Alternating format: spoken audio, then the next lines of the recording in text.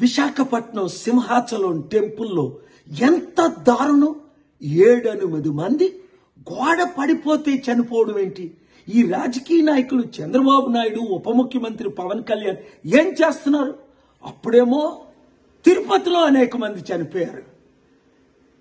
300, 1000 రూపాయలు, 1500 రూపాయల టికెట్లు కలెక్ట్ చేసి వేల కోట్లు సంపాదిస్తున్నారే. మరి కొన్ని కోట్ల రూపాయలు ఖర్చు పెట్టి ఇవన్నీ రిపేర్లు, మరమ్మతులు చెయ్యొద్దా?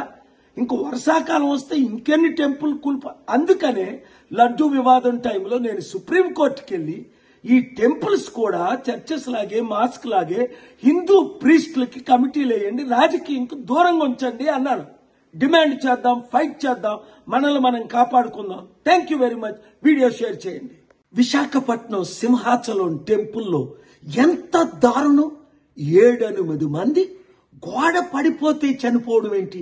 ఈ రాజకీయ నాయకులు చంద్రబాబు నాయుడు, ఉప ముఖ్యమంత్రి పవన్ కళ్యాణ్ ఏం చేస్తున్నారు? అప్పుడేమో తిరుపతిలో అనేక మంది చనిపోయారు. 300, 1000 రూపాయలు, 1500 రూపాయల టికెట్లు కలెక్ట్ చేసి వేల కోట్లు సంపాదిస్తున్నారే. మరి కొన్ని కోట్ల రూపాయలు ఖర్చు పెట్టి ఇవన్నీ రిపేర్లు, మరమ్మతులు చెయ్యొద్దా?